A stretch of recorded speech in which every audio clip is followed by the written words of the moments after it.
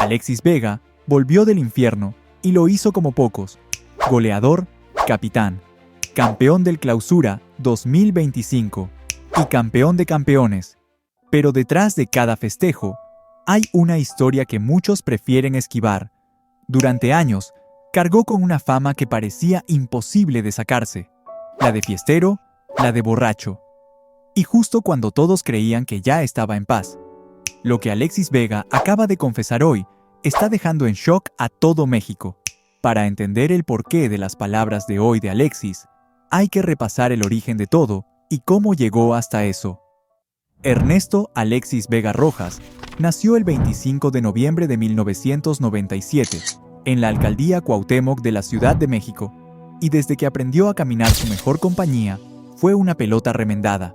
Creciendo en un entorno modesto, ese niño que corría entre calles de tierra y camisetas desgastadas destilaba una urgencia que solo el balón entendía, como si cada toque fuera un grito callado reclamando un destino diferente.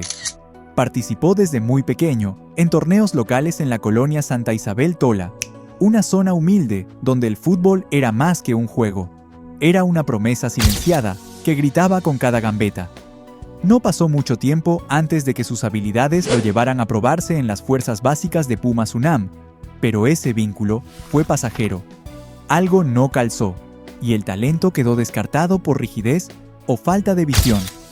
El Toluca lo vio después, y ahí sí encajó, ascendiendo por las categorías juveniles sub-17 y sub-20, donde cada entrenamiento era una criba de esfuerzo, una prueba de fuego para un joven que ya no solo quería jugar, sino sobrevivir con sentido. Apenas el 27 de febrero de 2016, con 18 años, consumó su salto a la primera división cuando José Saturnino Cardoso decidió ponerlo desde el banco contra Pachuca. Y aunque fue apenas un par de minutos, ese debut encendió un fuego interior que nunca más se apagaría.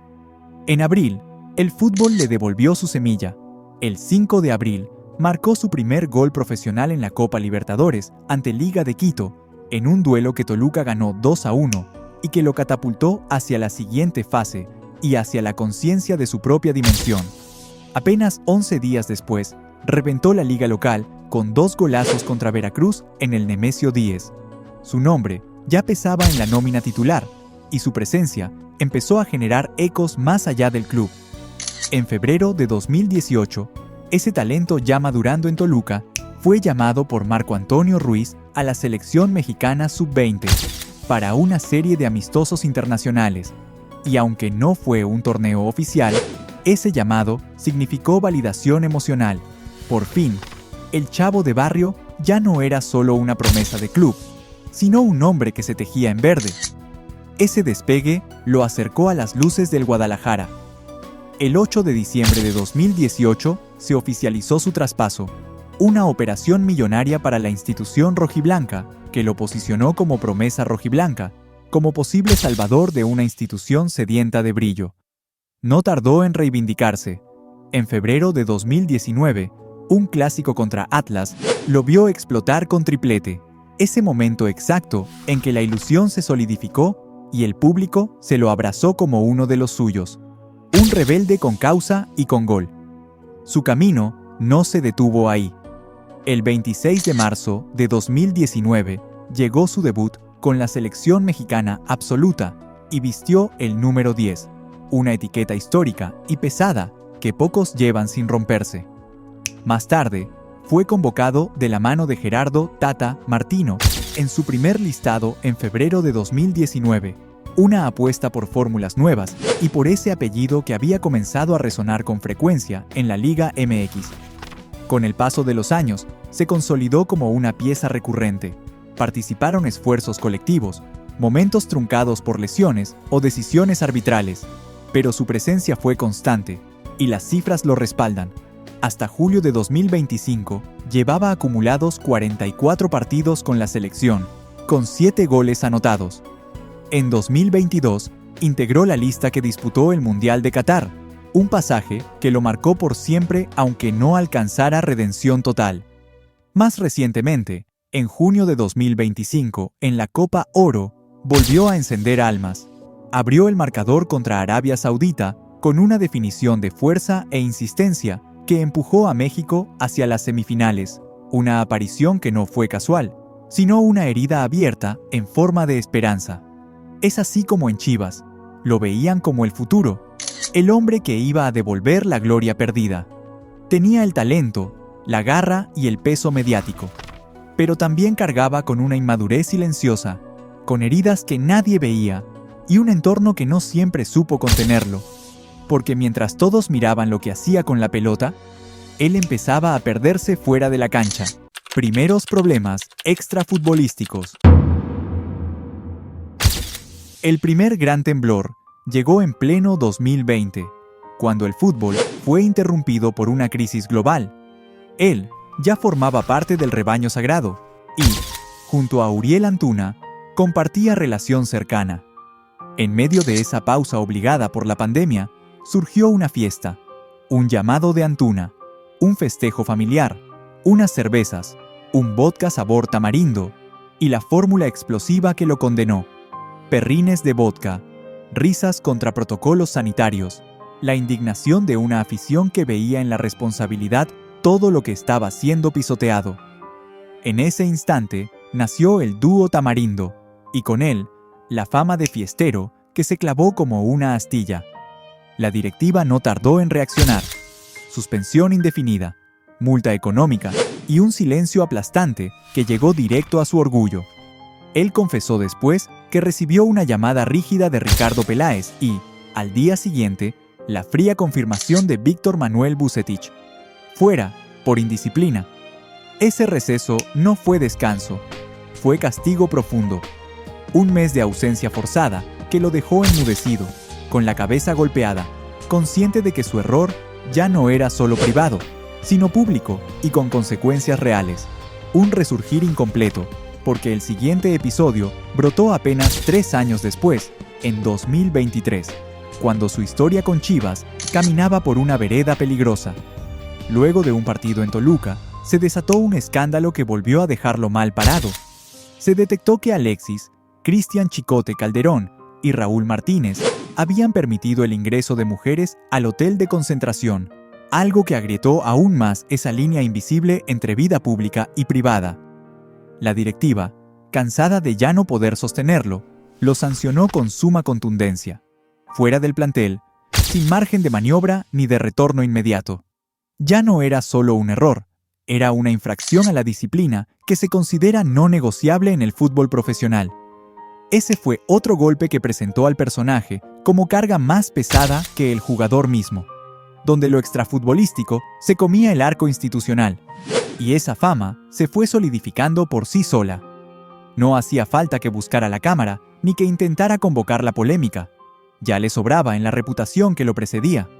Fiestero se convirtió en su segunda piel, una etiqueta que le habían pegado y que él ya no sabía si podía sacarse. En el estadio, cada vez que respiraba, el ecosistema lo traducía. Cuando un gol suyo tronaba, un vaso de cerveza viajaba desde la grada y el estadio lo aplaudía. Con alcohol, él lo tomaba, lo levantaba y lo bebía ante el público, como si ya no le quedara nada por ocultar, o como si quisiera responderles con esa misma señal. Esa imagen se clavó en el imaginario colectivo. No era un festejo, era una confesión sin palabra puesta en escena. El fanático no lo expulsaba por el alcoholazo aerosol, lo celebraba como símbolo, como parte de ese personaje rebelde que pensó que podía escaparse, pero terminó siendo más grande que él mismo. Ese vaso levantado no fue solo una provocación, fue un síntoma. Algo no estaba bien, pero nadie, ni el club, ni la afición, ni el entorno, parecía querer mirar más allá del personaje. Se volvió meme, burla, adjetivo. Alexis Vega ya no era el que gambeteaba, era el borracho, el indisciplinado, el que nunca va a cambiar. Pero lo que nadie sabía, lo que él recién ahora empieza a contar, es que todo eso tenía un trasfondo más oscuro, uno que no se veía en los videos, pero que él venía cargando en silencio. Porque cuando alguien empieza a usar el festejo para anestesiar el dolor, es que ya no se trata solo de fútbol. Y fue recién ahora, años después, que Alexis se animó a decir lo que muchos no querían escuchar: la reivindicación en Toluca. El punto de quiebre llegó con una llamada directa del turco Antonio Mohamed. Fue claro, sin rodeos: vas a ser titular, pero no tocas una gota de alcohol hasta que salgamos campeones. Esa frase le quedó rebotando en la cabeza. No era una amenaza, era una nueva oportunidad. Alexis la tomó. Entendió que no se trataba solo de goles, sino de reconstruirse desde adentro. Por eso, antes de arrancar su regreso, buscó a alguien que conocía bien esa camiseta: José Saturnino Cardoso. El histórico goleador del Toluca lo recibió, hablaron largo y profundo. Le dio un consejo que fue más como advertencia. Primero, fortalece tu rodilla, después, tu cabeza. Vega lo escuchó y por primera vez, en mucho tiempo, hizo caso. Se encerró en el gimnasio, ajustó la dieta, dejó el desmadre. El Ferrari chocado, como él mismo se describía, empezó a tomar forma. La temporada 2025 fue su renacimiento. Se convirtió en el alma ofensiva del equipo. Con 13 goles y 11 asistencias, lideró a Toluca en fase regular y fue clave en cada instancia de liguilla. Pero no solo volvió a anotar, volvió a sentir, a disfrutar, a creérsela. En mayo, levantó el trofeo del Clausura 2025 como capitán, siendo la figura más determinante del equipo, y poco después completó la hazaña: campeón del trofeo Campeón de Campeones 2025. No hubo dudas, fue el mejor, el líder, el que cargó con la presión y la transformó en títulos. De ser señalado como un problema, pasó a ser orgullo; de estar excluido, a ser indispensable. No fue magia, fue trabajo, humildad y dolor, porque el tipo que volvió a tocar el cielo fue el mismo que años atrás tocó fondo. Pero lo más fuerte de su historia no se cuenta con goles, ni trofeos, se cuenta con palabras. Y ahora, por fin, Alexis decidió hablar, contar lo que vivió, lo que nadie sabía, porque lo que acaba de declarar está dejando en shock a todos. Declaraciones de Alexis. Alexis Vega se sentó frente a las cámaras y con honestidad brutal decidió a contarlo todo.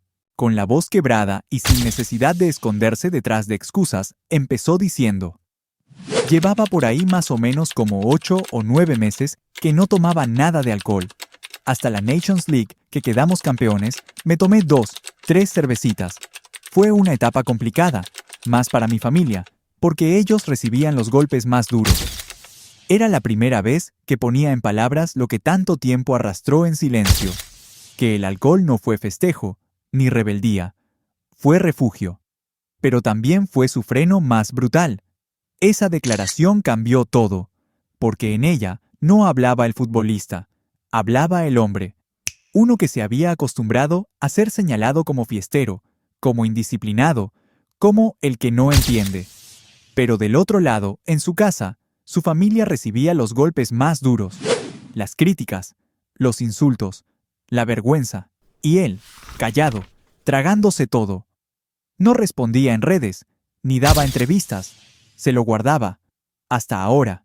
Ahí mismo, en esa charla íntima, admitió que llegó a Toluca física y emocionalmente roto. Sabía que físicamente no estaba bien. Mi rodilla me dolía muchísimo en mi estadía en Chivas, y bueno, sabía que tenía que ponerme en forma, dijo, como quien repasa una herida abierta. No hablaba de molestias normales, hablaba de un cuerpo que se le caía, mientras por fuera todos esperaban que rindiera como si nada pasara, y cuando retrocedió al peor tramo en Chivas, su vulnerabilidad fue aún más clara. Recordó cómo se negaba a ir al gimnasio, engañado por su propio ego. Tenía esa rebeldía de decir: me sentía bien de mi rodilla por algunos momentos y decía: no, si no me duele, ¿para qué voy a ir? Y esa rebeldía no venía de soberbia, venía del hartazgo, del dolor acumulado, del desgaste de ser el señalado sin derecho a flaquear, hasta que el cuerpo colapsó, y la mente también.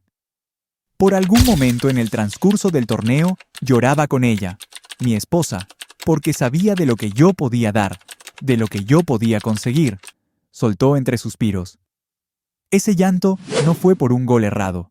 Fue por sentir que estaba perdiéndose a sí mismo, que ya no era ni el jugador, ni el hombre que quería ser. Y entonces entendemos todo. Los festejos, los gestos, los silencios. No eran provocaciones, eran síntomas, señales de alguien que gritaba desde adentro, pero nadie escuchaba. Hasta ahora, porque después de escuchar esto, las opiniones ya no pueden ser las mismas, y en redes, ese debate no tardó en explotar. Debate en redes. Las palabras de Alexis generaron algo que pocas veces se ve en el mundo del fútbol: una grieta emocional en la opinión pública.